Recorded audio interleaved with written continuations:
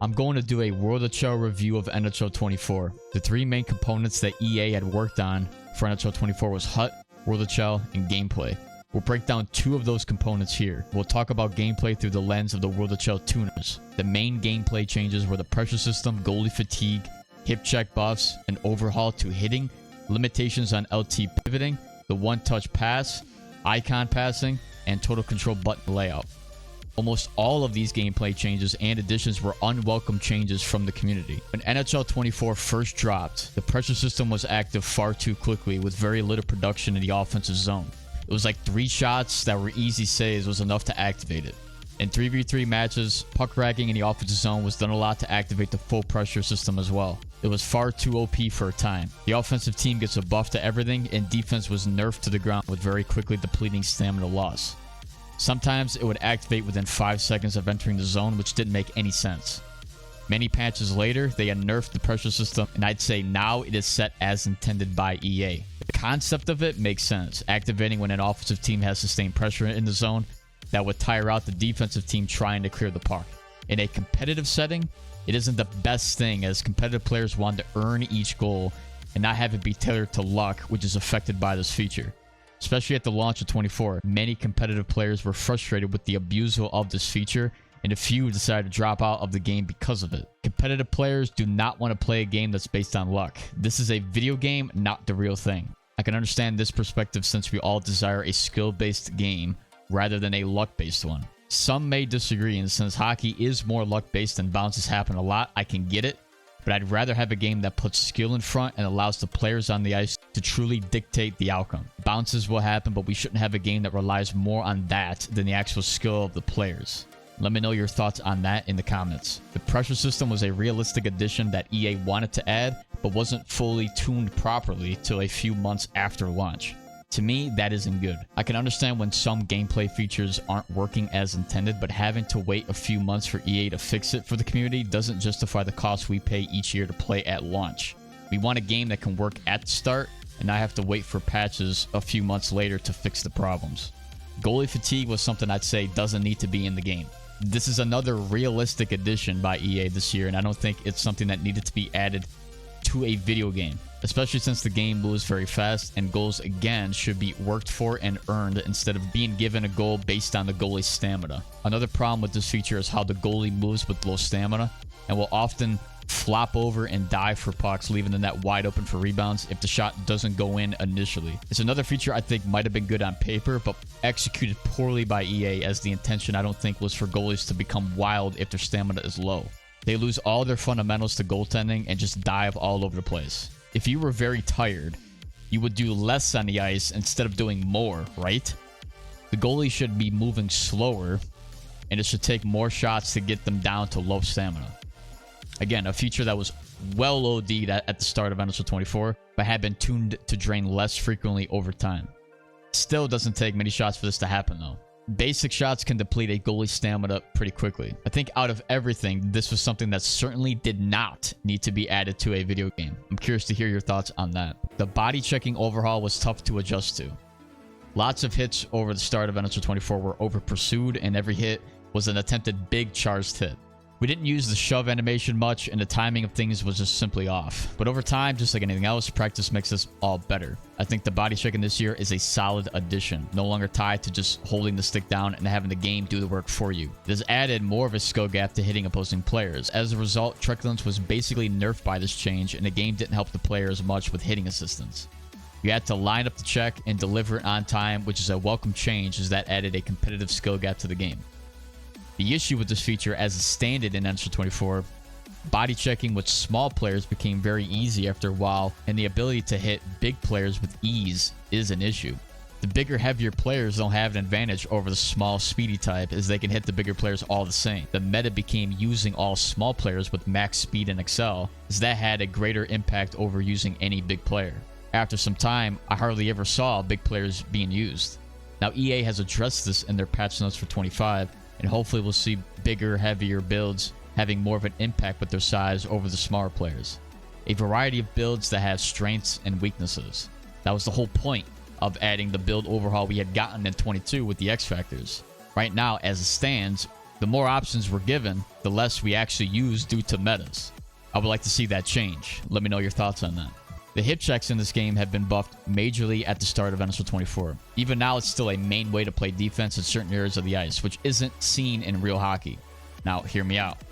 I know how I talked about this game being a video game and not the real thing, but to me, I believe you can make a game that resembles hockey and place a skill gap onto it to make it competitive. But there's some things that simply don't need to be in a game, even that said video game. Hip checks and LT pivots, I think, fit this assessment. Hip checks were given a buff I just don't understand, to the point where by making any slight contact with the opposing player while in the hip check animation will send them flying to the ice. Against big or small players, it made no difference. It was far too OP, and it was done easier with total controls by simply pressing one button. Over time, like the other features, it received a nerf that makes it less of a main strategy for hitting and knocking someone off with the puck, but it's still viable in some areas. Even now in NHL 25 soon, the AI will have the ability to hip check as well, and I'm curious to see what that will look like. The LT pivoting was something I think was never needed in this game. The LT pivots for years now have been tied to a skill gap, but a very unrealistic one. Even for a video game, this never needed to be included, and it's good to see it be changed heading into 25. I don't know how that will affect the skill gap for offense, but LT pivoting shouldn't have been a main way to extend offensive time or set plays up. It may look cool, but isn't realistic to the game of hockey. Call me a hypocrite for saying how a game doesn't need to be realistic, but understand where I'm coming from. There are skill gaps in the game for both offense and defense. Controlling the puck, moving it around, playing positionally sound hockey, creating set plays, defending one-on-one, and maintaining good gap control and fundamentals, etc. The list goes on. All of these things apply to the game of hockey and are skill related, turning it into a competitive environment that looks like hockey and is related to skill mostly instead of puck luck and bounces. That's the type of game I want to play. So getting rid of the unrealistic aspects of the game, as well as some realistic aspects that hinder this perspective, is where I'm coming from. The pressure system and goalie fatigue were realistic features that needed to be nerfed in order to be competitive. LT pivots and hip checks needed to be nerfed and taken out to keep competitive and true to the game of hockey. I mean, does this make sense? Trying to find a balance between realistic and unrealistic that has a skill gap to it. Let me know your thoughts as well as the type of game you want to play. So going back to LT pivots, it's an unrealistic mechanic that isn't true to the game of hockey and needs to be changed. And we'll see what that looks like in NHL 25 with the Ice Cube technology. The one other positive change to gameplay was the one-touch passing. When it works, it looks really nice and has a nice skill gap to it. There are times, however, where the puck didn't go to the intended player and would kill offensive plays, but with time and skill applied, it's a great touch to the game of hockey. There was also icon passing being introduced, which allows us to pass with the buttons for more accurate passes. Again, great addition. We need more small things like this in the game that can pile up over time and turn this game into the game we desire to play.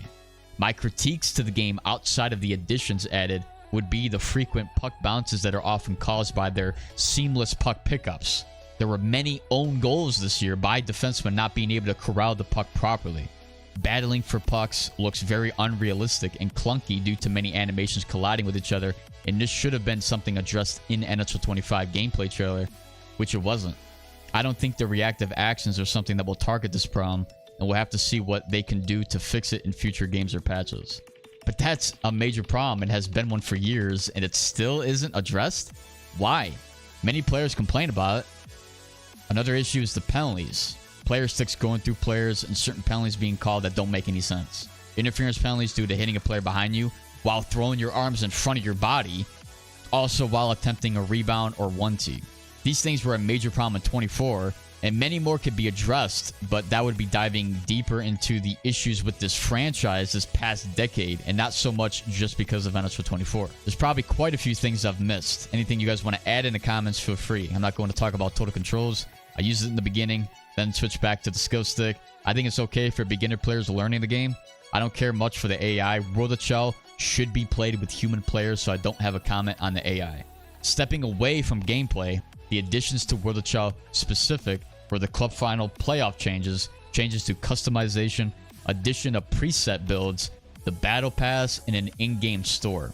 EA got rid of the player bags, and everything mostly you wanted to get as far as cosmetics for your player had to be bought from the store. There were in-game currency you earned through games, as well as certain items needing to be bought with NHL points. The issue is that not all items are available in the store all the time. You had to keep coming back to the store every day or every other day to see if they had the item you're looking for available to buy. Now, I don't care too much for cosmetics. I personally could care less about how my player looks, but I can see the appeal to it.